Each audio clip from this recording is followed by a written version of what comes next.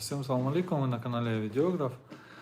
Сегодня я вам расскажу про отвратительные приложения Sony и каким образом они просто выбешивают собственных клиентов, да.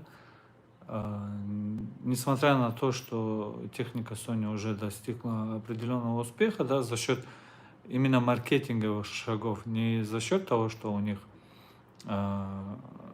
техника лучше, чем у других, чисто из рекламной, с маркетологической точки зрения у них правильно выстроен маркетинг. Но постоянно, ну, в процессе развития вот этой всей техники Sony постоянно присутствуют какие-то камни, да, вот ты ходишь, вроде все хорошо, спотыкаешься, и поднимаешься, идешь опять и опять спотыкаешься. И это продолжается уже, ну, с момента выхода первой камеры, да, A7S1. И почему я решил записать это видео? Потому что вот сейчас, в данный момент, да, я скачал Creators, ну, скачал я его до этого давно. Скачал Creators, это приложение, которое управляет камерой A7 IV, Creators App. Скачать его непосредственно с территории России невозможно, нужно изменить местоположение и так далее, и так далее. Короче, какими-то путями его скачать можно. Я его скачал, установил, какое-то время я управлял своей камерой. И то ли я приложение обновил, то ли что случилось, я не знаю. Сейчас у меня приложение камеру не видит. Я чего только не сделал. Я заметил, что вот эти все данные, которые были при скачивании приложения, то есть другое местоположение было указано, там Америка или что-то такое, этого уже нет на самом телефоне, и, возможно, поэтому я не могу связаться с камерой. То есть и по Wi-Fi не находит он ее, по Bluetooth вроде камеру находит, но не подключается. Он просит сделать те же самые шаги и так далее, и так далее. То есть я не настолько туп, да, чтобы не смочь решить эту проблему, но я просто знаю всю историю развития этих приложений у камер Sony. Вот раньше, до этого приложения было Play Memory Mobile. Знаете, какие проблемы случались с Play Memory Mobile, да? Вот ты пришел на съемку, допустим, ты снимаешь на экране, да? Ты установил приложение, отработал, все, у тебя связь есть, все хорошо. Ты вернулся домой. И, допустим, на следующий день у тебя тоже съемка на Play Memory Mobile, да, то есть мобильное приложение, которое управляет камерой. Вот. Если в течение ночи обновилось приложение на телефоне или обновилось приложение на самой камере, то есть раньше надо было в камере тоже интеллектуальный доступ, что-то там такое, приложение обновлять, да? Если обновилось приложение либо на камере, либо там, то ты уже не имеешь полный доступ, то есть у тебя есть кнопка REC, но ты не можешь управлять там параметрами диафрагмы, шаттер и так далее. То есть это в течение ночи, если вышло обновление, а ты как с прошлого дня, ты уже знаешь, что у тебя все работало, все нормально, ты ничего не трогал, и на следующий день ты будешь делать то же самое, да? И, допустим, вы пришли на следующий день, не подозревая, что вышло обновление, вы пришли на следующий день на съемку, и что происходит? У вас отключается полный доступ, у вас есть кнопка записи, но параметрами вы управлять не умеете, и вам нужно обновиться. Чтобы обновиться, вам нужно зайти в учетную запись на сайте, ввести учетную запись. Если у вас интернет есть, это должен быть интернет на телефоне. Если интернета на телефоне нет, вы должны найти Wi-Fi или, я не знаю, какую-то другую сеть, подключиться и выполнить эти обновления. Вот смотрите, просто обновить приложение на телефоне еще как-то там нормально, да? Ну, легко делать. Там интернет найти, там 100 рублей на этот телефон закинуть. Можно обновить без проблем приложение на телефоне. Но если обновление приложения на самой камере вышло, то его уже обновить ты должен взять камеру, ты должен с этой камерой подключиться к какой-то Wi-Fi сети. Вот без Wi-Fi же ты не можешь обновить приложение, да? Ты должен камерой подключиться к Wi-Fi сети, зайти на их сайт, ввести учетную запись, зайти на их сторы, выбрать это приложение, обновить его там. Представьте, вы пришли, у вас есть определенное... Я несколько раз попадал в такую ситуацию, и у меня уходило около часа вот этой ерундой заниматься. Потому что на старых версиях вы не имеете возможности полного контроля камеры. И вот этой ерундой, вот это недоразумение, да, которое они продолжают снова и снова тащить вот через всю свою историю, вот это недоразумение они тащат до сих пор. Потому что если у вас какое-то приложение от Sony на телефоне устарело, то оно уже не имеет полного контроля над вашей камерой. Представьте, вот какие могут быть проблемы, да? Ну, вот у вас есть какое-то приложение, там, допустим, игра какая-то, да, вы играете, все нормально. Старая версия, да, вышла новая, вы можете старую версию продолжать играть.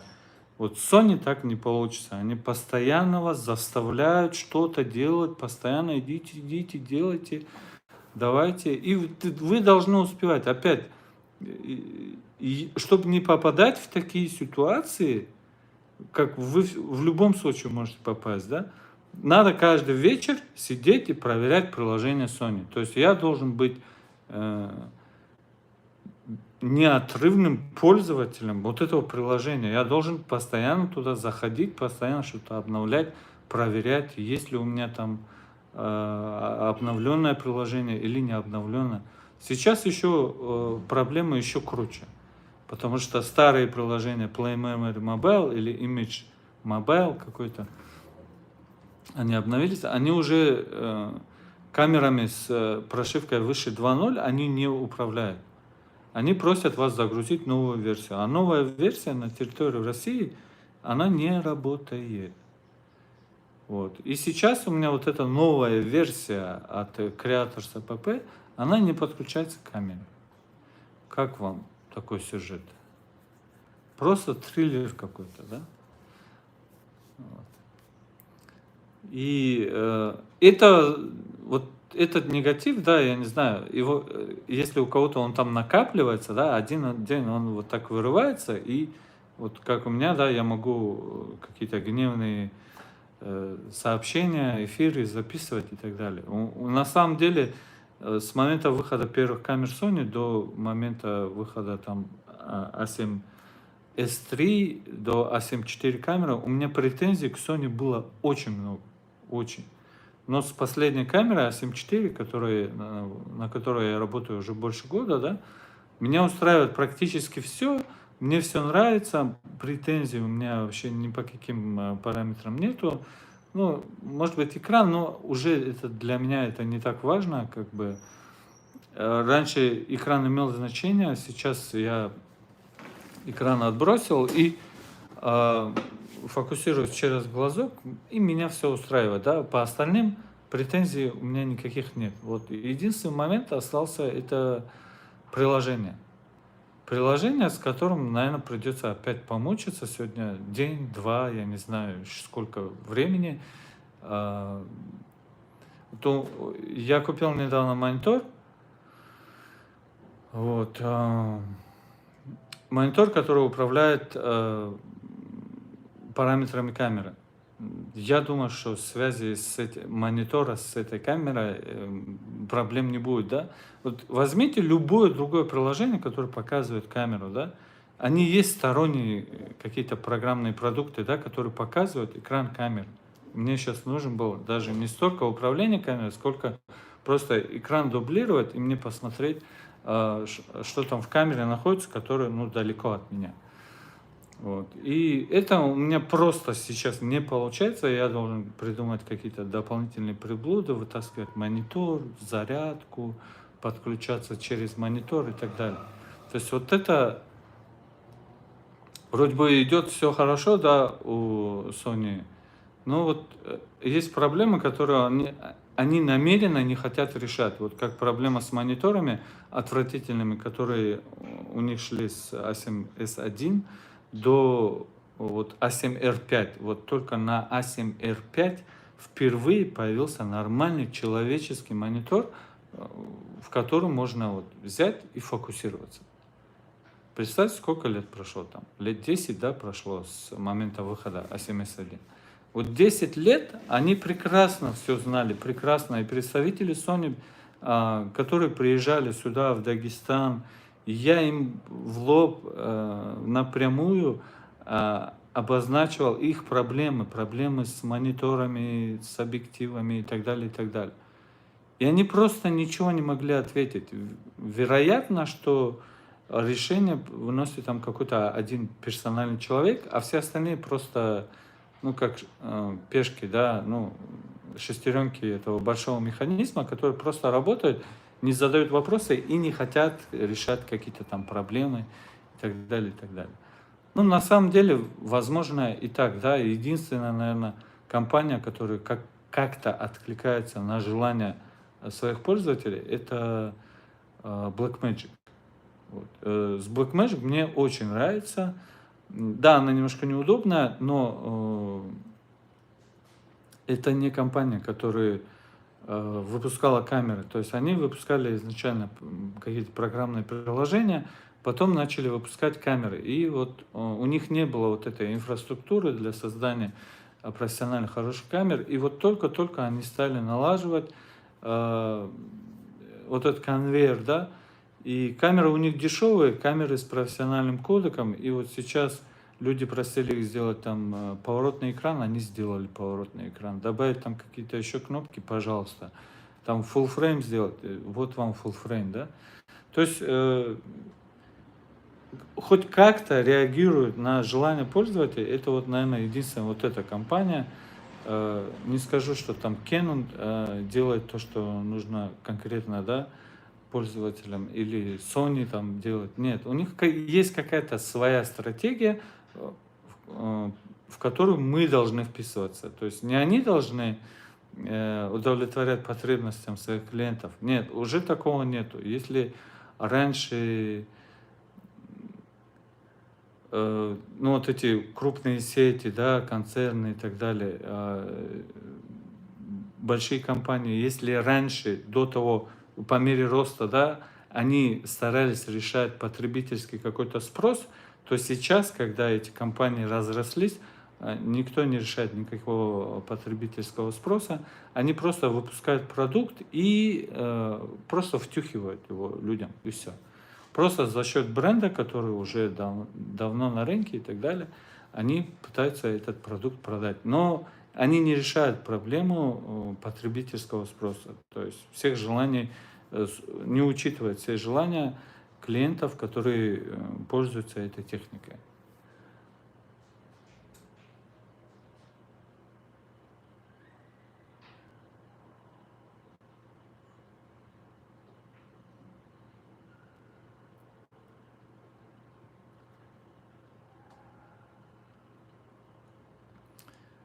Егор, привет. Про A7 IV 6700 сравнение. Ничего вам сказать не могу. Я думаю, что картинка будет идентичная. Знаете, там есть один такой тонкий момент, да? Допустим, я на экране снимаю на A7 IV на кропнутый объектив 10-18 у меня стоит, и он получается там 16-28. То есть на экране этот объектив и этот угол меня устраивает вполне. Ну, глубина там получается 4,0, плюс в кропе будет 8, да, и на экране как бы все в резкости, меня все устраивает. Но однажды я снял на full frame 24-105. То есть на экране я отснял работу на 24-105. Если не... Вот объяснить это невозможно, да? Я вижу, что на full фрейме картинка лучше. Ну, как, я не знаю, она богаче. Или каким-то там третьим глазом ты чувствуешь, что full фрейм, он более богатый, что ли, по цвету, по детализации. Я не знаю, по каким параметрам, но я чувствую, что full фрейм на экране он другой, да? Хотя углы были те же самые, там, дисторсия, может, та же самая и так далее. Но full frame, он есть full frame, да. Хотя я не скажу, что там у меня было... Там многие, сравнивая там две камеры, они говорят, что на full frame ты будешь там больше размыть задний план. Это да, так оно и есть. Но в данном случае на full frame у меня был 24-105, да. И на той же камере A7 IV, на которой я снимал в кропе на экране, я однажды снял на full frame. И я увидел, вот, чисто интуитивно, мой глаз увидел разницу, что full frame, он лучше. По детализации вроде то же самое, по цвету приблизительно то же самое. Но ты просто вот как бы ощущаешь, я не знаю, каким образом я это понял, что full frame, он на самом деле лучше. Тут не за счет открытой диафрагмы или чего-то такого, да, ну как будто цвет, качество картинки, оно лучше. Вот. Поэтому приблизительно, да, у меня сейчас друг, допустим, хочет 6700Z, и как бы это недорогая камера, там есть практически все плюшки современных камер, да, 4К 120p, Full HD, там 240p и так далее. Если брать недорогую камеру, да, я сам лично ее рекомендовал для своего друга, можете брать, но если вы берете какую-то кропнутую камеру и хотите очень хорошую картинку, обязательно возьмите на нее 1655 2.8. Вот. И я снимал на 6400 и 1655 2.8. Там реально вот видео у вас будет как будто она full frame.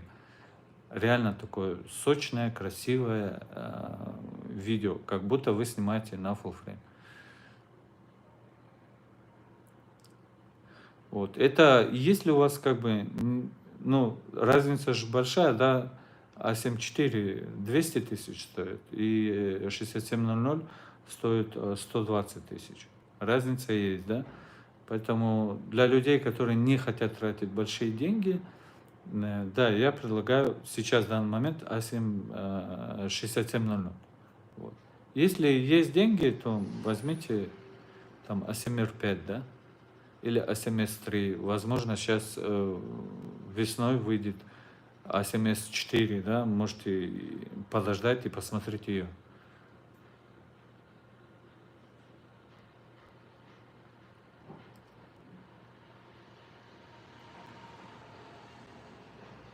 School фото-видео на какие объективы вы имеете в виду для экономии электроэнергии?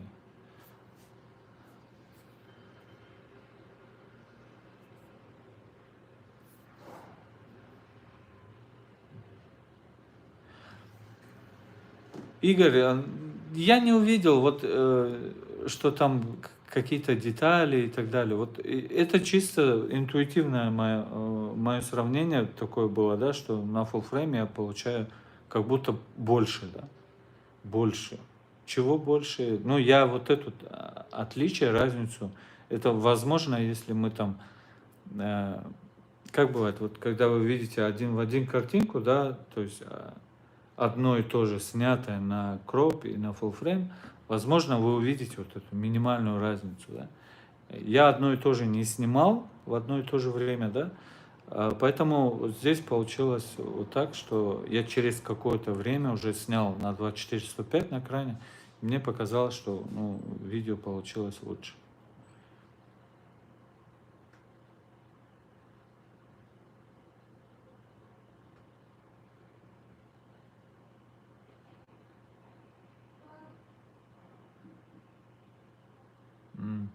Ну, вы пользуетесь старой версией приложения. То есть, как только вы обновитесь на камере до новой версии, рано или поздно вам придется это сделать, то уже это приложение Image Edge у вас работать не будет.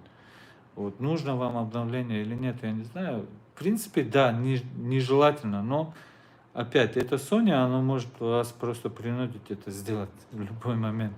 Скажет, что типа старая прошивка все больше не работает, пока не обновитесь, мы не дадим вам работать. Вот я тоже думал, что можно вот старыми версиями, вот как у меня был Samsung, да, и в одно время у них какие-то конфликты, судебные проблемы были с тем, что обновление прошивки приводит к тормозам на самом телефоне, да.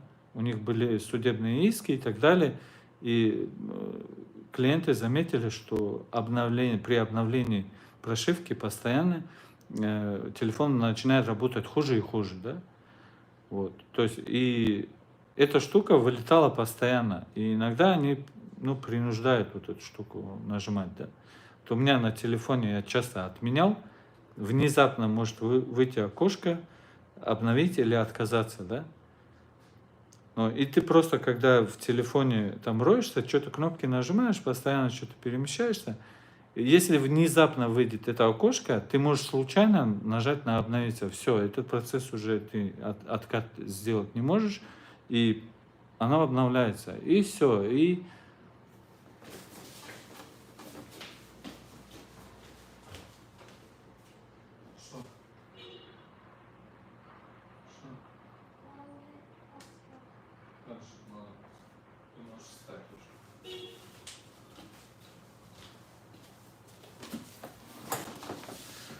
то есть вот Samsung, он, если даже не принуждает, да, вот ни в одном телефоне сейчас нету отказа от прошивки. Ни в одном телефоне невозможно, вот как вы заходите в Windows, да, отказ от обновления нажимаете, все, у вас никаких уведомлений не приходит и так далее. Но я приблизительно предполагаю, для чего это сделано, да, в телефонах, почему нет в телефонах отказа от обновлений. Вот. Я предполагаю, для чего это делается. В любом случае, телефон это какое-то устройство для постоянного слежения за людьми, и они постоянно какие-то новые приложения, новые эти системы встраивают в новые прошивки, объединяют эту всю большую базу и так далее, и постоянный мониторинг и слежка за людьми. Вот только по этой причине невозможно во всех телефонах отказаться от обновлений. Вот. Поэтому они нас к этому принуждают и, в принципе, каким-то образом манипулируют тоже нами, потому что через обновление, вы сами понимаете, и айфоны, допустим, и айфоны, и самсунги, они все с обновлением начинают работать хуже. Вот. С этим ничего не поделаешь, это реальный факт, потому что, ну вот, моя жена, допустим, покупала Tab S. Это планшет такой, самсунговский, да, для работы. Представьте, она покупает самсунговский планшет, он тогда был один из самых дорогих. Он был тогда один из самых дорогих планшетов.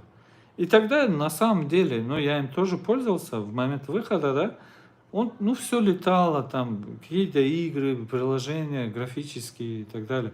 Все, ну, ей нужно было напоминалки, там, какие-то записи делать и так далее. Вот. Для этих делов. Там фотки какие-то показывает и видео, да, с клиентами, когда человек работает, ну, как записная книжка, да, она использовала его. Вот прошло там 3, 4, я не знаю, 5 лет, да, сейчас этот планшет, он даже YouTube не грузит нормально. Он минут 5 включается, и YouTube там с остановками вот так показывает. Какое-то видео показывает с остановками, как будто мы вернулись там. Ну, хотя, ну, опять, никаких новых там супер игр, там, приложений не установлено на этом планшете. Все старье, то, что было установлено в самом начале, вот это все старье там сейчас и стоит, но планшет никакой, он не работает. Вот просто хочется его взять, ударить, да, и сломать. Вот ты работаешь вот с этим планшетом, просто он нервирует человека. Вот это же происходит со всеми телефонами, планшетами, там, ну, камерами, я не знаю. В камерах, в принципе, автообновление не выскакивает, да, слава Всевышнему, что мы этот процесс на камерах можем зафиксировать. То есть, если мы обновились до какой-то версии, да, мы можем, все, и нам картинка нравится, мы можем остановиться и не обновляться больше никогда. Это очень хорошо и принудить к обновлению на камере нас невозможно. Но есть один момент. Принудить они нас могут через приложение. Вот. То есть, если вам очень нужно будет само приложение, Image Mobile, да, Image Edge, вот, то они вас могут принудить и к обновлению самой камеры. То есть вам скажут, обновите это и обновите то, только тогда у вас там заработает. Вот. Вот такие вот манипуляции проходят со стороны компании Sony, они идут постоянно, и они, ну, наверное, не только меня огорчают, огорчают и других тоже людей, потому что это неприятно, когда ты приходишь на съемку, хочешь работать, а телефон начинает тебе задавать какие-то дополнительные задания, чтобы ты пошел, обновился, нашел интернет, подключился к Wi-Fi и так далее, и так далее. Это отвратительно. Это отвратительный ход со стороны Sony. Мне это не нравится, я думаю, это никому не нравится. Я хочу работать со старым приложением, со старой прошивкой, и не надо мне ничего подпихивать, да, и просить меня обновиться до новой версии. Это отвратительно. Вот. Это происходит, ну, не только у Sony, это происходит везде. Хотя Sony могла этого не делать, да, то есть не идти на поводу у других каких-то компаний, которые занимаются производством и обновлением прошивки телефона, они могли свое приложение просто, ну, обновить до какого-то там уровня, хотя бы, чтобы поддержка старых приложений оставалась, да. Вот, допустим, вы знаете, что я работаю, монтирую в монтажке Edius, да, вот. И смотрите, какой крутой ход создали разработчики Edius. Выходит 10-й Edius, 10-й.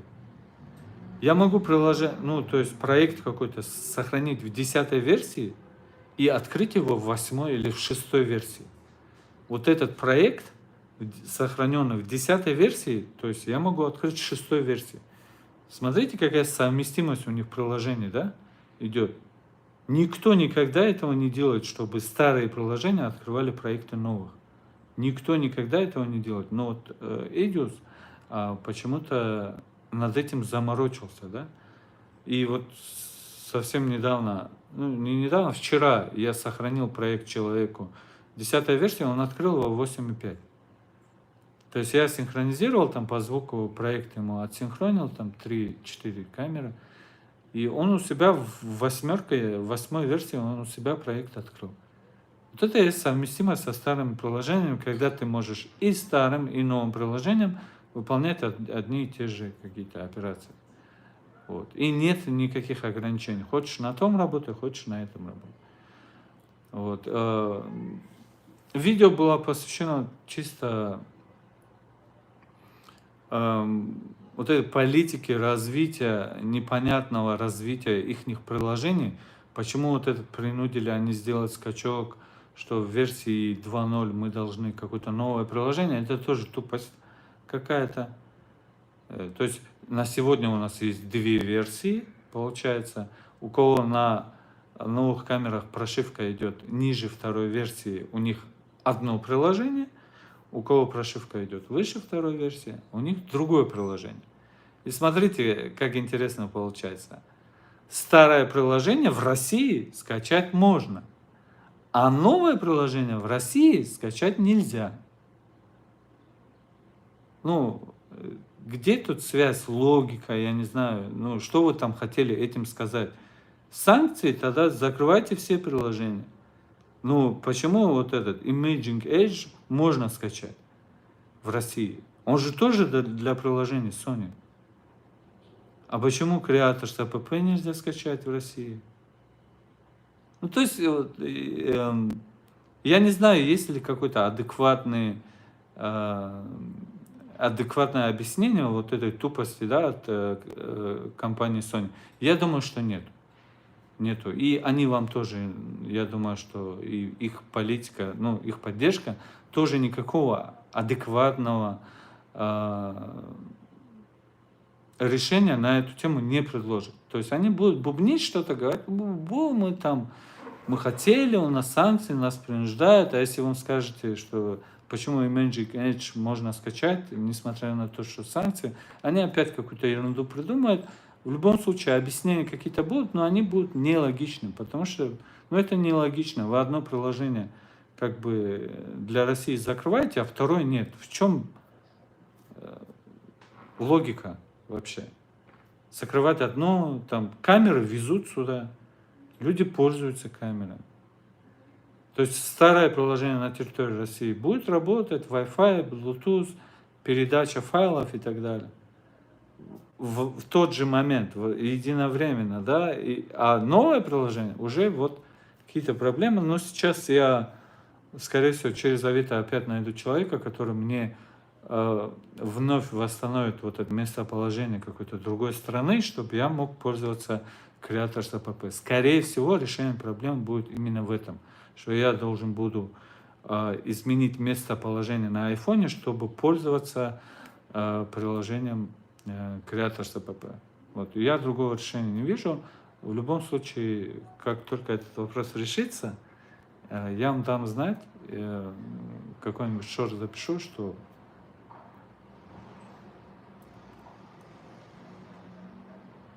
вот. До какого уровня ISO вы снимаете комфортным уровнем шума? У Sony вообще комфортный уровень шума, он весь комфортный идет. Весь. Прям до 10 тысяч можете спокойно снимать. Я вообще не парюсь за счет шума. Если раньше на марке вторых и третьих, там допустим, на марке втором, на 3200 уже были такие цветные шумы, но они реально разрушали структуру видеоизображения, да, и ну, было отвратительно немножко. Они уже на подсознание, на глаз тоже влияли, и было, ну, стрёмно смотреть такое видео. Сейчас такого нету, то есть разрушение структуры видео идет, может быть, где-то на там 50 тысяч часов, да. Но это, чтобы на 50 тысяч снимать, это у вас должно быть полностью везде свет отключен, и вы должны снимать на каком-то объективе там с 6 диафрагмой. Вот. Поэтому это экстремальные какие-то значения, они бывают очень редко, поэтому по этому поводу я вообще не заморачиваюсь. У меня есть светосильные объективы, у меня есть объективы 2.8, 1.4, там 4.0, и стандартные ISO, которые я использую, допустим, на свадьбе, я не помню, что что-то выше 2000 у меня было. То есть в течение дня, то, что я снимаю, там свадебные какие-то выезды, они все идут в пределах 2000 ISO. Вот. Может, когда свет выключают, я там могу до 5 где-то, если я объектив не поменяю, там 4.0, 24, 105 оставлю, вот, дискотеку поснимать, я могу там до 4, до 5 тысяч поднять, и нормально, там нет разрушения, ничего не портится и так далее. Понятно, что если вы хотите хороший цвет лица, если вы хотите делать коррекцию, чтобы у вас градиенты были плавные, переходы светотени тоже были плавные, чтобы вы могли потом этот шум красиво удалить и так далее, если вы стремитесь доводить вот эту работу до идеала, да, не просто снял, отдал, а снял, сделал супер какую-то коррекцию, да, и отдал. Вот в этом случае, да, вам придется построить работу так, чтобы вы снимали в пределах 1600 ISO, потому что там крупные шумы, их удалять будет хуже, то есть сложнее будет удалять крупные шумы, и вы будете терять детализацию.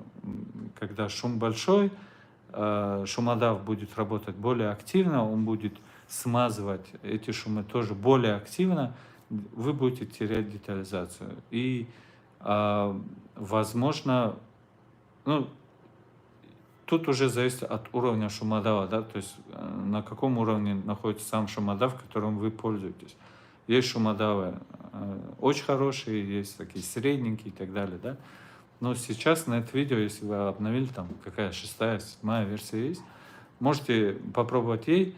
И вот однозначно вам скажу, выше 1600 ISO, если вы занимаетесь хорошей цветокоррекцией, и если вы уже, вот, допустим, я сейчас фильмы смотрю, и я замечаю, что вот обычно на улице уличная съемка, да, и я вижу, что коррекция лица при таком свете на улице невозможно получить такой цвет лица.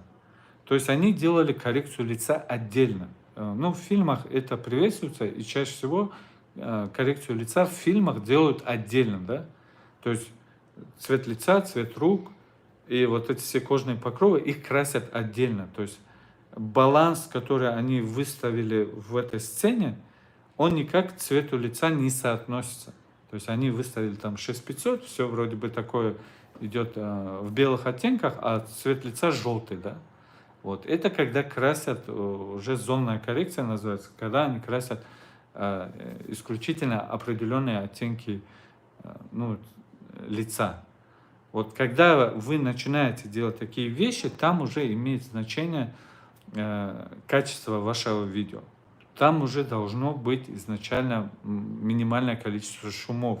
А если минимального количества шумов нету, вам придется в нагрузку использовать какой-то хороший шумодав. А шумодав уже, ну, раньше выше 1600, на 3200 уже шумодав работал не очень хорошо. И восстановить вот эту плавность градиентов после шумодава на 3200 бывает немножко затруднительно. Вот. Поэтому здесь есть такой нюанс, если вы красите лицо, делаете зонную коррекцию частями, да, здесь хотите цвет изменить, часть картинки здесь, там, машину хотите покрасить в другой цвет и так далее. И если вы занимаетесь вот этой зонной коррекцией, то да, там желательно ISO не поднимать выше 1600. Вот.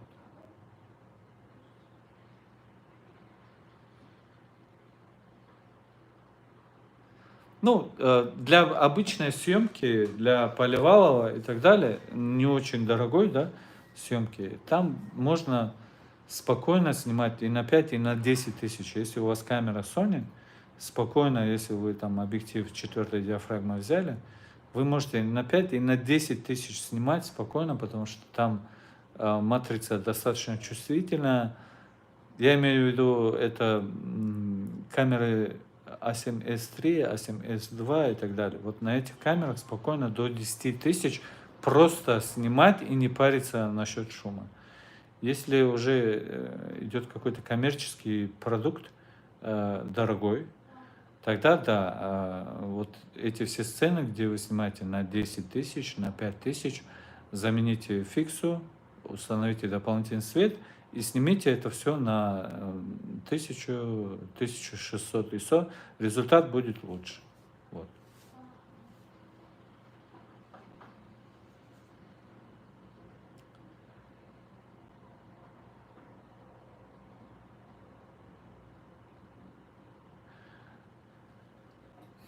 Ну, это смотря, что вы снимаете для Ютуба. Вот. Если вы будете выходить до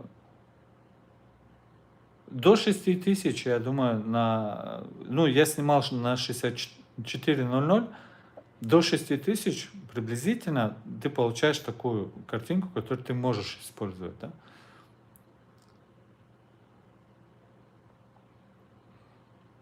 Ну, если для Ютуба вообще можешь не париться, потому что там на Ютубе идет жесткое сжатие. Вот, и как бы ты там супер круто не снял, ну, конечно, изначальная картинка тоже имеет значение, но YouTube твое видео будет сжимать во много раз. Вот.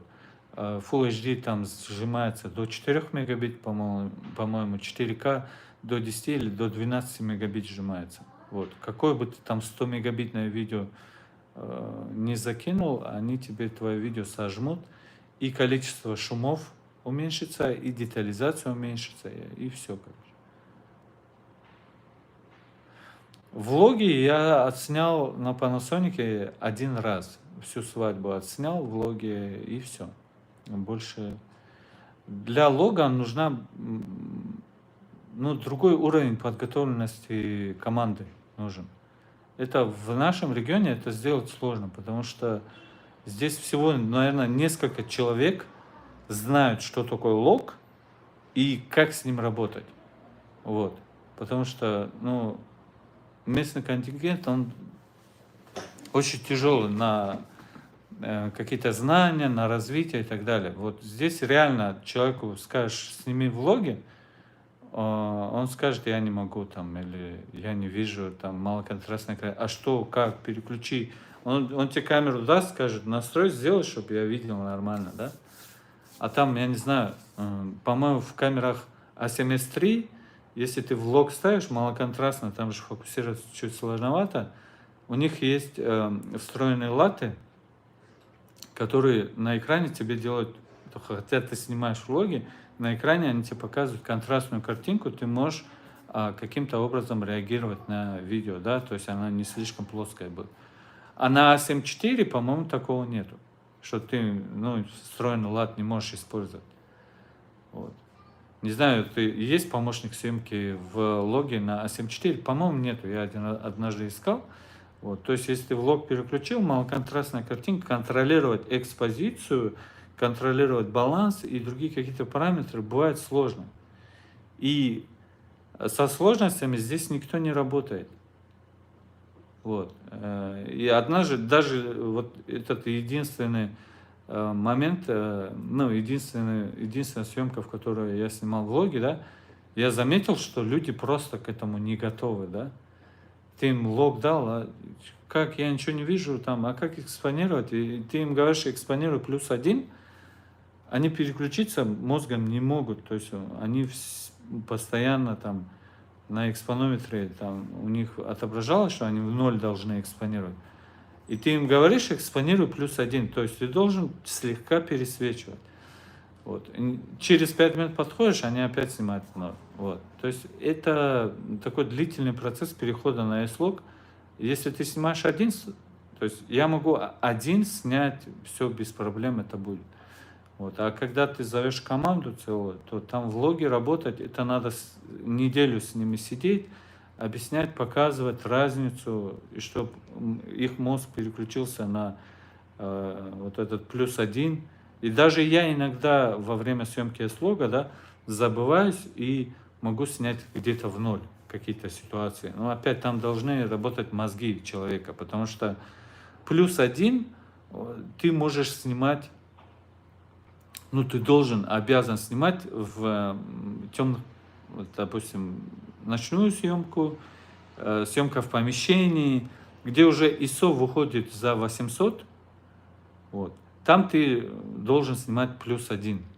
Вот. А на улице, я не знаю сейчас ISO в логе на улице сейчас какое минимальное там стоит, на улице шумов будет меньше, и там ты можешь снимать в 0 спокойно. То есть бывают ситуации, когда есть достаточное количество цвета и немного темных оттенков.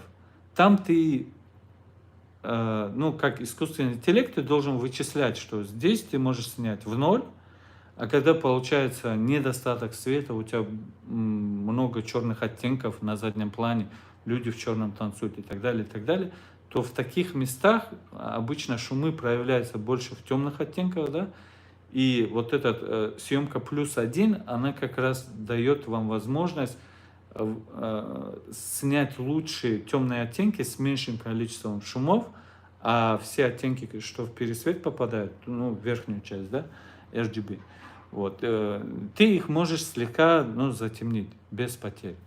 Вот. То есть вот +1, опять, он не всегда будет у вас +1 и не везде будет в логе +1, потому что на улице снимать +1 смысла нету. В хорошо освещенных помещениях белые платья, белые обои и так далее, снимать +1 в логе тоже смысла нету. Это вот когда начинается, когда у тебя в кадре ты замечаешь, что там 30-40% уже либо темных оттенков, либо черных, и есть недостаток света, тогда ты должен переключаться на экспонирование +1 по S-логу. Вот. Поэтому здесь есть такой момент, и это немножко сложный процесс. Управление S-логом, он гораздо сложнее, чем управление обычной контрастной картинкой, да, в стандарте то, что высвечивается, вы на экране видите. Экспонировать стандарт гораздо проще бывает. Вот. Плюс в последующем с S-логом работы тоже больше. То есть, если в стандарте вы снимаете в ноль, ну, вы экспонируетесь хорошо, и вы можете все сцены снять с одинаковой экспозицией и в последующем не выполнять какую-то правку над экспозицией, над своими сценами, то в логе это не получится. Потому что в логе, скорее всего, вот работа с экспозицией нужна будет с каждым кадром. Скорее всего, так оно и будет. Вот, поэтому съемка в логе это гораздо более такой длительный, сложный процесс, и не все к этому готовы. Ну, если помощник на A7 IV есть, это хорошо, но, по-моему, он не сильно контрастную картинку дает, он слегка улучшает видимость вот этого S-лога. Я пытался загрузить, а загрузки лутов, не знаю, может, с прошивкой, когда я камеру получил, там прошивка 1.2, по-моему, была. Вот. Там не было загрузки латов. То есть я мог бы вручную создать достаточно контрастный лат. И есть приложение, я не помню, у меня видео по этой теме есть или нету. Вы можете создать два лата одинаковых. Один для приложения в камере. И этот же лат вы можете сделать его с расширением куб или какие расширения у латов сейчас бывают? Куб, по-моему. Вот. И вы можете этот лат использовать в вашей монтажной программе. То есть вы в мониторе своей камеры видите ту картинку, которую увидите после применения лата в монтажной программе. Вот. То есть есть приложение, которое вот создает два лата для камеры и для монтажной программы. Вот. Можно такое сделать, но A7 IV невозможно загружать лат. Невозможно. Ну, по крайней мере, было невозможно. Сейчас не знаю, может, с обновлением что-то исправили. Так.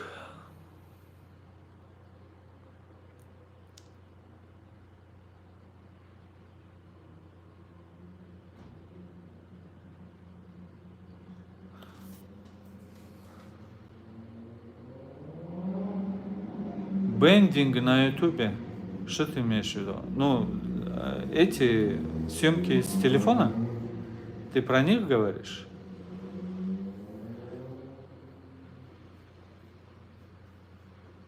Прямой эфир на телефоне, по-моему, 720p идет. И я не знаю, почему YouTube не разрешает транслировать Full HD и в 4К на телефонах, без понятия. Хотя телефон последний, там iPhone 14, да, и даже Full HD я не могу записать вертикальное видео здесь в прямом эфире. Хотя там снять просто 4К и Full HD могу и загрузить на YouTube, а вот в прямом эфире я использую такое разрешение.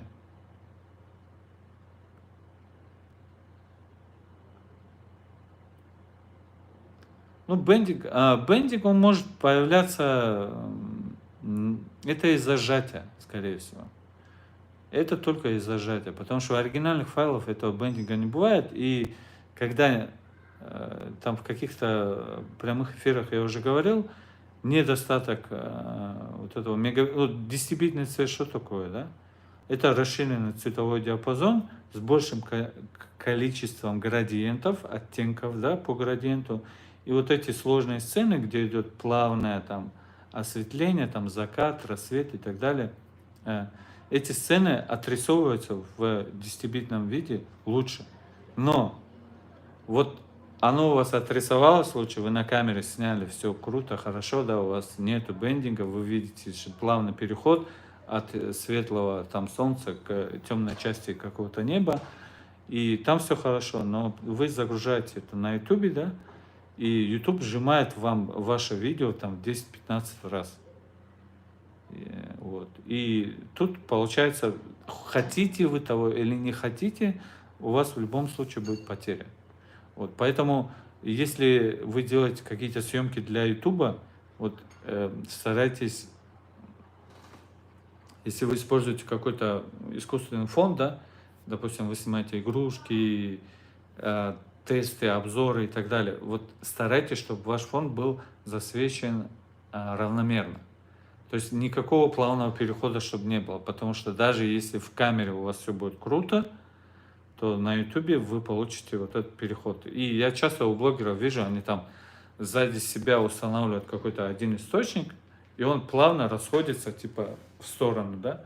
И после загрузки на YouTube, и когда вы смотрите в среднем качестве, там 720p и так далее, вы получаете вот эти все полоски, да, бендинг. Все.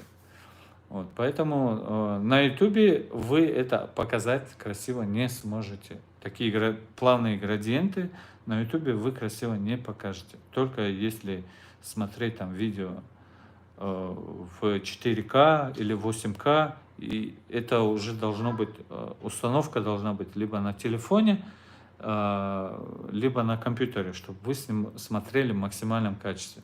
Только там возможно YouTube сохранить какое-то качество вашего видео. Вот. А все, что там 720, 320 и Full HD, скорее всего, вы там получите вот то, о чем говорите.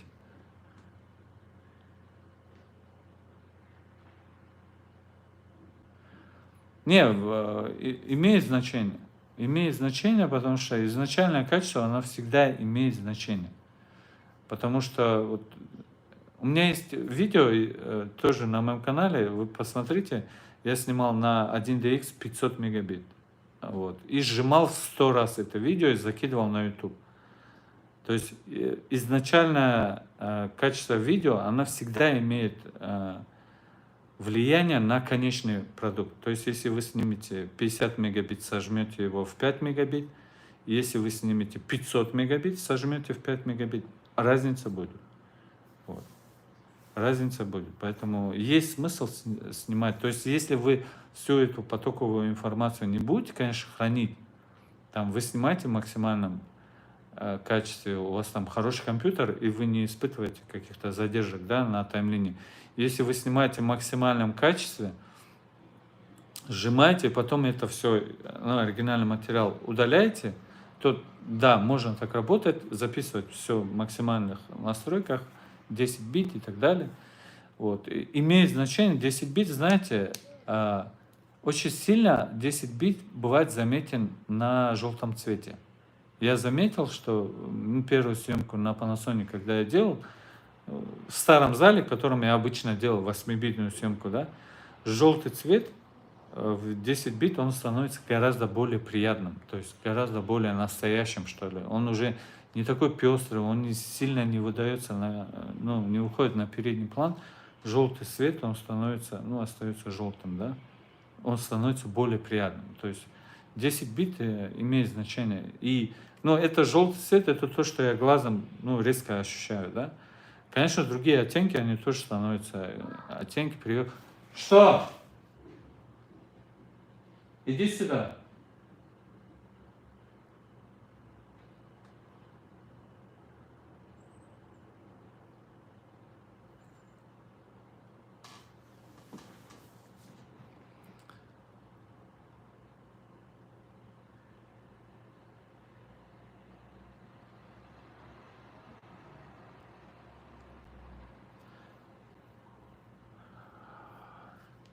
Я подключал Tascam по Bluetooth. У вас должен быть Bluetooth приемник такой маленький. Сейчас я вам покажу. Если у вас этого приемника нету, он продается в некоторых случаях, продается в комплекте Tascam. Вот эта штука. Видите, у него здесь Wi-Fi штучка, то есть Bluetooth передатчик. Если вот такой штуки у вас нету, то вы не сможете связаться по Bluetooth. Вот. А если он есть, скачивайте приложение, не знаю, вроде у меня подключается, все нормально. Так, сейчас я не могу вам показать. У меня есть шорты, посмотрите шорты, я там показываю, что я приложением управляю. Вот даже есть меню, по-моему, Тоскама снято с телефона. Вот я на телефоне показывал меню Тоскама, что там есть, как оно работает и так далее. То есть я подключался, вроде проблем нету, все подключается нормально. С FX3 не работал. Я не вижу разницы вот с этими камерами Sony. Все одно и то же. Вот так, чтобы это такая прям сильная разница. Нету там никакой разницы. FX3 ничем не лучше A7 S3, только дополнительным вентилятором. Больше ничего нового в FX3 нету. То есть там нет глазка, но есть вентилятор, выбираете. То есть невозможно было строить и глазок, что ли, видоискатель. Вот, глазка там нету, я поэтому FX3, ну, и не хотел, да, потому что там нету глазка. Вот. Для меня сейчас это основной как бы момент, потому что весь контроль фокуса, ручного фокуса идет через глазок у меня. Не через экран, а через глазок. Для меня это важно, да. Вот. И даже камера вот эта новая Sony EV1, вот у нее тоже глазка нету, пластмассовый корпус. Камера неплохая, хорошая, может где-то чуть больше перегревается. Для коротких съемок вообще крутая, да, получается. Но опять, глазка нету, только если ты поливаешь на автомате, пожалуйста.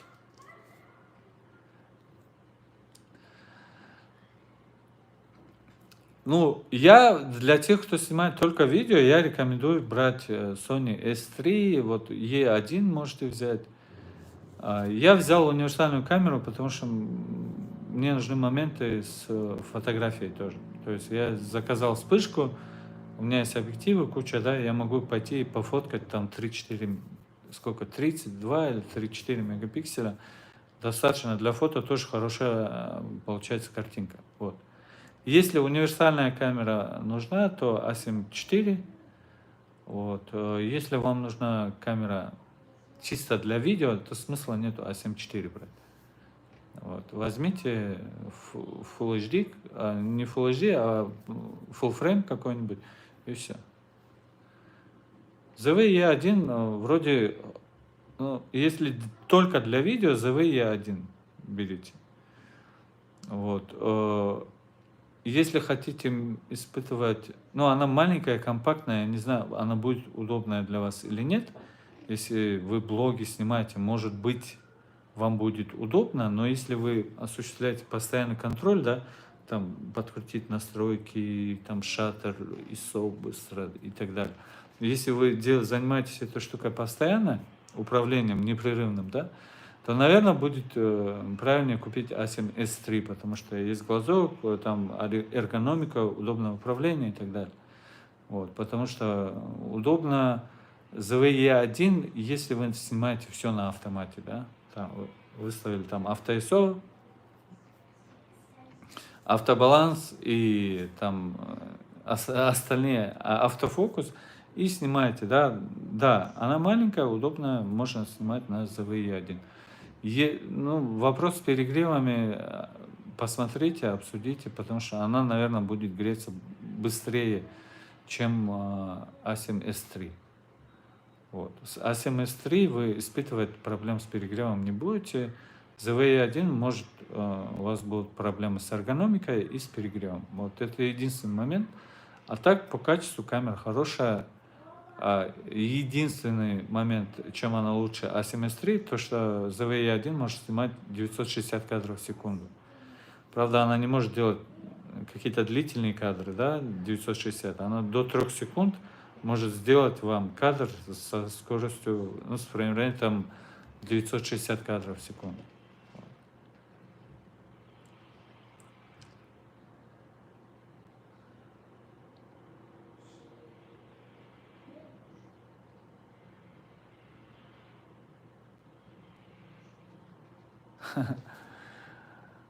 Ну вот, ну, опять, видите, тоже проблема, да, геолокация. Зачем им нужна геолокация, когда вы управляете просто устройством? У вас же не спутниковая связь с устройством, да?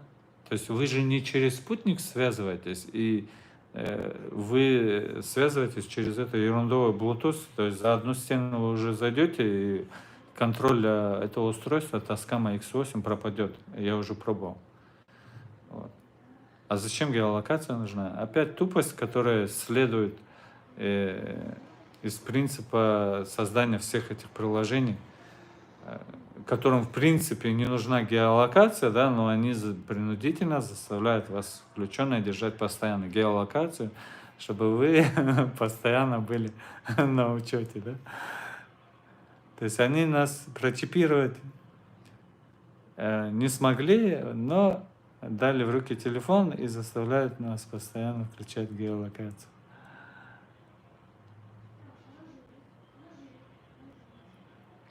EN Production, валикум салам. Цветовые схемы, Джон Рэмбо, какие цветовые схемы ты имеешь в виду?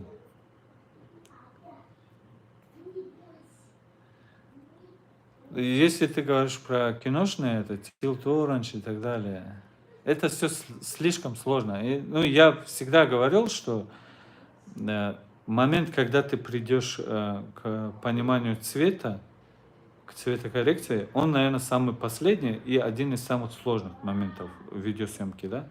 То есть до того, как ты начнешь вообще заниматься цветом, правильным цветом, обработкой цвета, да, цветокоррекции, ты должен для себя уяснить сначала все остальное, то есть правильное кадрирование, правильную экспозицию, правильные настройки камеры и так далее, да. Вот когда ты со всем этим все перелопатишь, все разберешься, правильный звук научишь. И вот, наверное, последний шаг к развитию, творческому развитию твоего потенциала, это будет цветокоррекция. Когда ты будешь смотреть на заднем фоне, видеть какие-то, вот, допустим, вот видите, на заднем фоне синий у меня стоит этот алфавит. Вот. Может быть, он как-то сочетается со мной, да, сейчас, потому что у меня синяя футболка. То есть он не сильно выдается. Вот. Вот этот красный цвет, он может быть где-то там подчеркивает, да, концентрирует внимание на мне, да. То есть если бы этот красный цвет был бы где-то вот здесь, в углу, то он, возможно, отвлекал бы, да, уводил бы внимание куда-то в угол. Но сейчас вот этот контраст, вот этот цветовой, да, он сконцентрирован на мне, и как бы внимание вы удерживаете на мне. Вот. Когда ты начнешь разбираться в цвете, видеть вот эту разницу, что у тебя есть какой-то цвет, он в кадре лишний, ты его должен исключить, или ты должен его уже в монтажке изменить его градиент и так далее. То есть, когда это все уже, наверное, на последнем шаге. Вот. И, наверное, прежде чем вы займетесь этой всей фигней, научитесь сначала править баланс правильный и сохранять естественные цвета. Вот это, наверное, самое важное. И в одном из прошлых там трансляций я говорил, что в Европе уже это отработано, и там никто с этой с цветовой палитрой не играется так, как у нас здесь.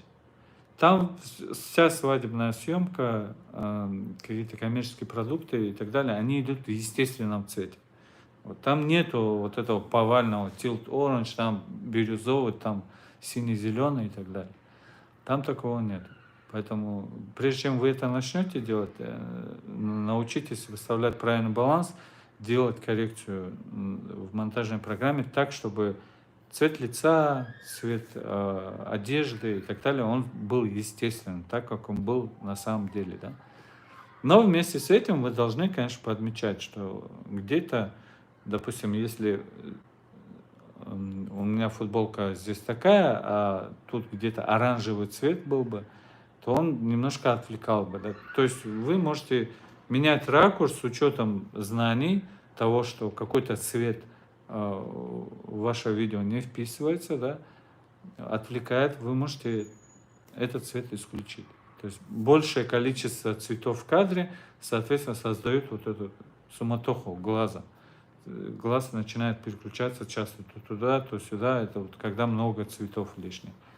Поэтому в фильмах в основном используют такую двух-трехцветную, да, композицию, ну, палитру цветовую, где мы наблюдаем, ну, максимальный контраст изображения и наименьшее количество отвлечений, да.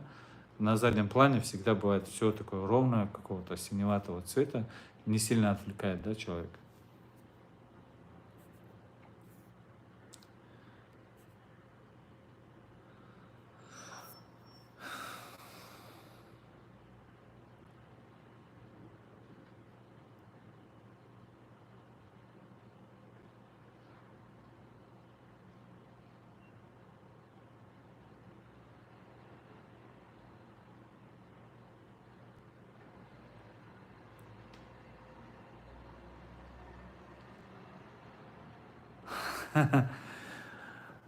Ну да, ты видеограф, я видеограф. Ну, у меня, я делюсь, да, ну, реальным опытом. Если вы трансляции посмотрите, там есть в трансляциях реальный монтаж, да, как оно на самом деле происходит.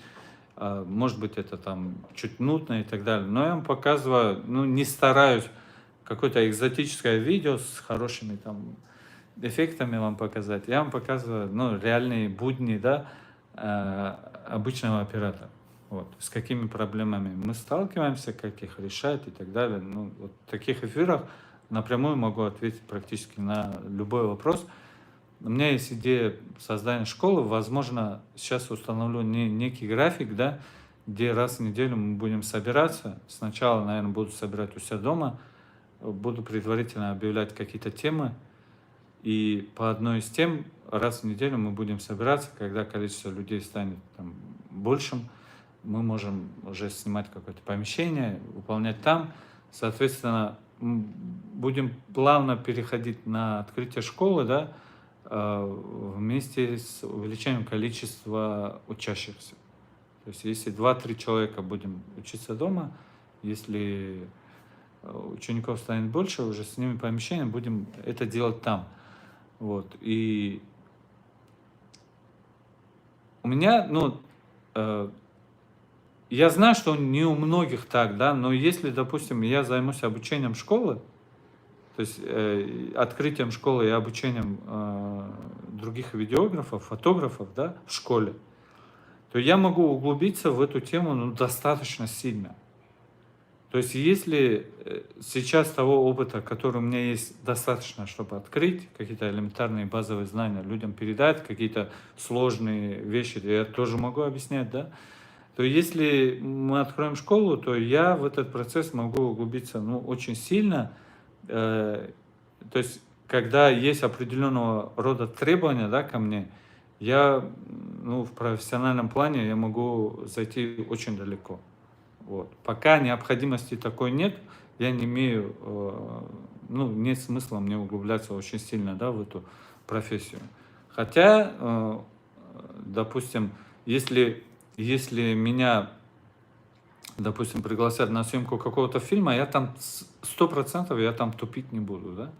То есть я могу работать практически с любой техникой, настраивать практически любую аппаратуру, и со сложной, и с легкой техникой, и с фоллоу-фокусом, и с чем угодно, да. То есть проблем на самой съемке я не испытаю. Возможно, какой-то там будет сленг, да, киношный, какие-то слова я сначала там не пойму, или какие-то действия будут определенным образом словесно выражаться. Вот, может быть, в сленге, и есть еще проблема на съемочной площадке, это какой режиссер к какой школе кадрирования, ну, относится.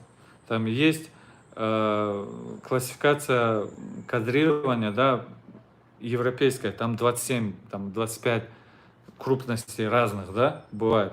И каждая крупность на английском там по-своему называется, да. Я сейчас, ну, по Соколову только 6 планов, да, крупности есть. Вот. кто, вот какой режиссер, какую классификацию себе для съемок выбрал и какой классификации я должен соответствовать, да. Вот, единственное, может быть, проблема, что мне нужно будет вот по классификации крупности плана, да, э, э, ну, отработать эту схему. Все. С остальным, там, возьми крупный план, возьми ракурс, там, свет, установи даже вот элементарные какие-то вещи по освещению я тоже могу выполнять. То есть, э, у меня нет никакого специального образования, да, в плане видеосъемки, но я, ну, прочел достаточно книг, чтобы не быть, ну, профаном в этом смысле, да. Вот. И если мы будем открывать школу, то здесь я могу прочесть. Для меня книги не проблема. Если есть необходимость, я могу там 2-3 книги спокойно прочесть, усвоить и объяснять людям. То есть в педагогическом плане, ну, я сам по профессии педагог начальных классов, я математический факультет закончил, математика, информатика, вот, психологический факультет, тоже отучился лет 5. То есть в этом смысле с обучением и саморазвитием у меня проблем нету. Если мы открываем школу, то там будет все серьезно. И, наверное, уже если будет достаточное количество людей, я один не буду эту школу вести, там уже будут люди, которые будут объяснять определенные темы.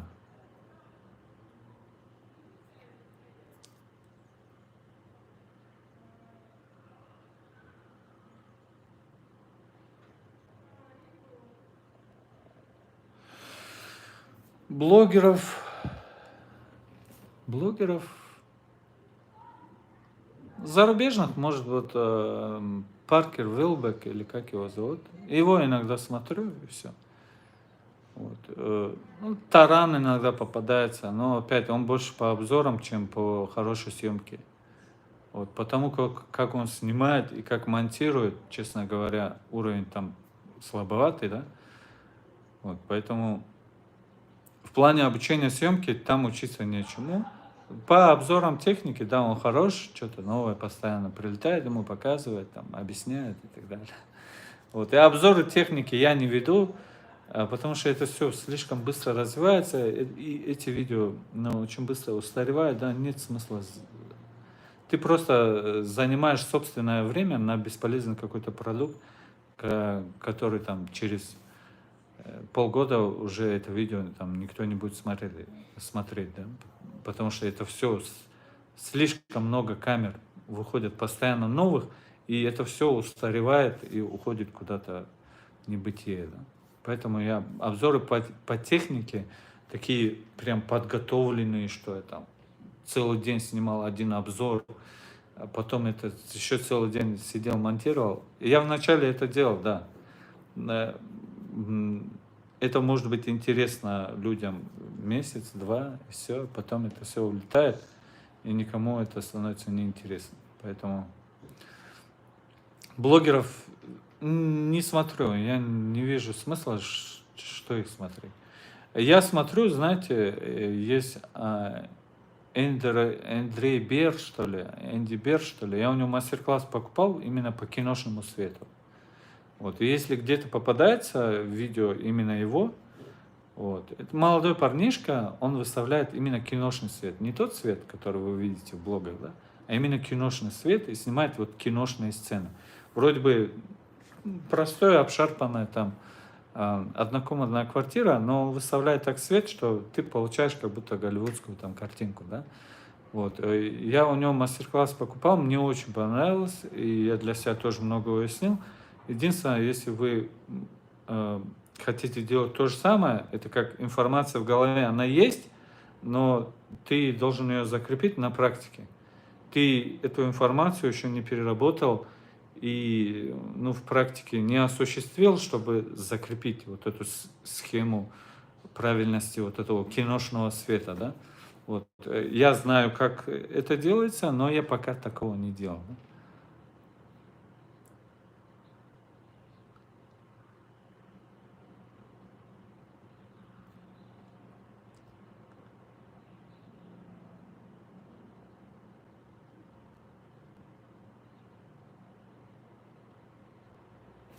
Вот по свету я сделаю вам уроки, ну,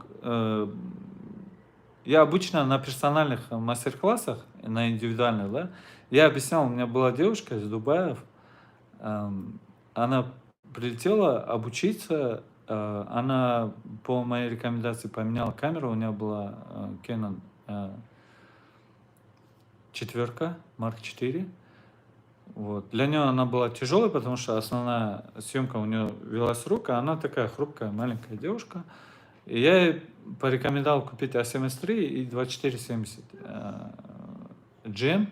И она на следующий день, ну, она была, наверное, на третьем или на четвертом уроке, я ей порекомендовал перейти на Sony. Она пошла в магазин, доплатила 150 тысяч, поменяла технику.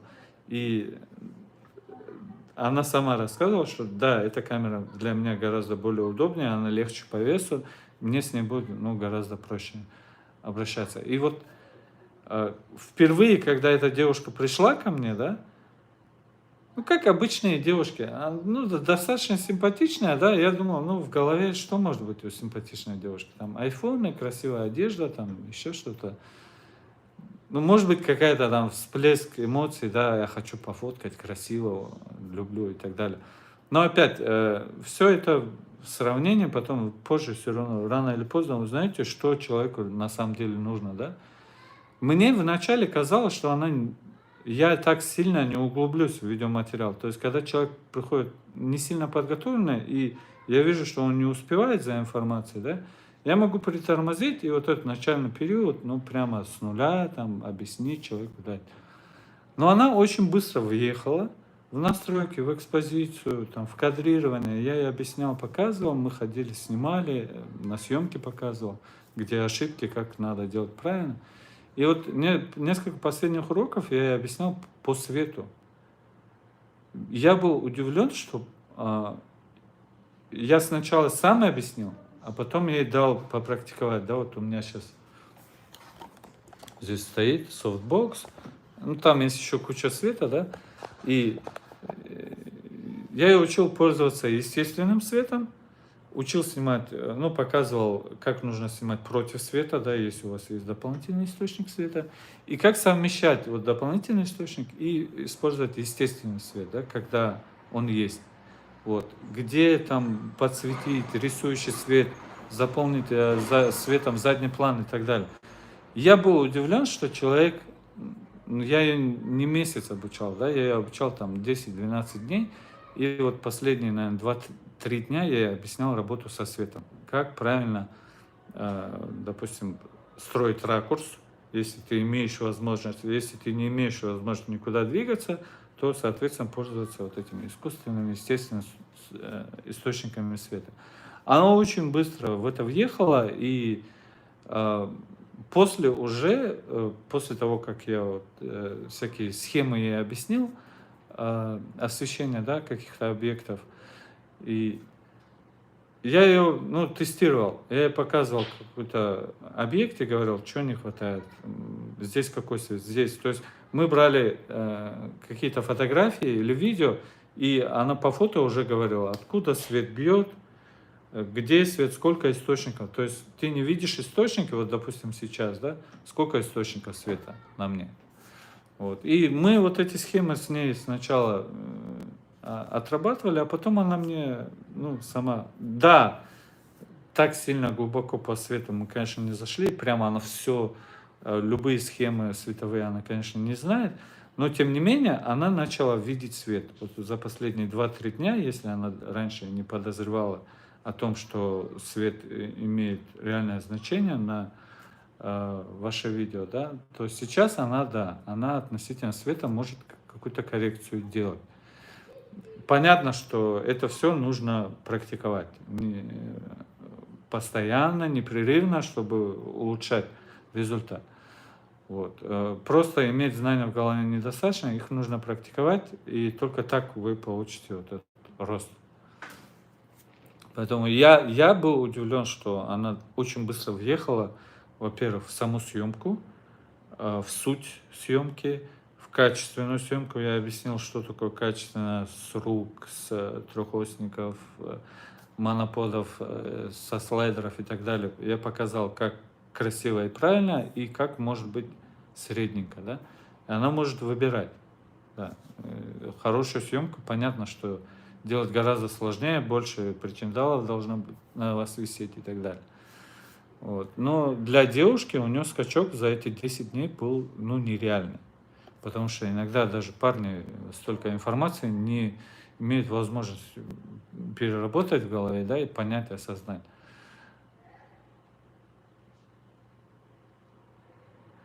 А, Энди Бер, что ли, Эндрю Бер, что ли, его зовут.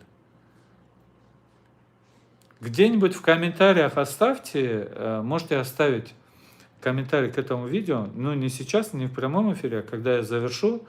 Если вы оставите комментарий, я вам в ответ на комментарий я вам скину ссылку на его канал. Вот, у него есть на YouTube канал, там немного подписчиков, нам много и не надо, потому что обычно все хорошие, результативные какие-то трансляции, там бывает немного просмотров. Вот. Потому что мы обсуждаем не хайповые какие-то темы, мы обсуждаем, ну, реальные проблемы. Как выставлять свет? Да, сделаем пару уроков. На этом нужно немножко заморочиться, да?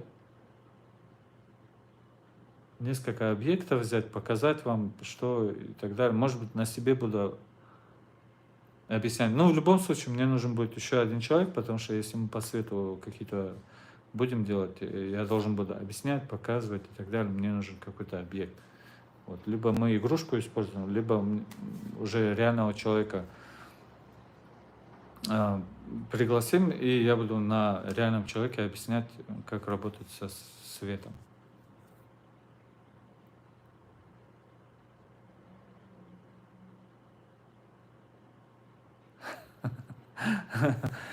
Да, это же Sony. У Sony зарядки уже не бывает, а это они экономят. Зарядку, ну, оригинальная зарядка, она стоит в районе 11-12 тысяч. Я взял, кто-то продавал из коробки старые камеры, когда выходили, там в коробках была зарядка, кто-то продавал из коробки оригинальную зарядку, камеру отдельно продал, а вот я зарядку оригинальную за 5000 взял. И потом еще купил дополнительно китайскую, где можно 2 аккумулятора сразу заряжать. Да? Вот. У меня 2 зарядки. Обычно заряжаю родной, вот. Но если экстремально надо быстро зарядить сразу 2-3 батареи, я могу использовать китайскую тоже. И вот китайскую с собой таскаю на всякий случай. Она меньше места занимает, она чуть удобнее, чем оригинальная. Но заряжаю дома на оригинальной. Вот. Всем спасибо большое за просмотр. У меня сын рвется на улицу, хочет гулять. Поэтому до скорых встреч. Еще увидимся. Пока.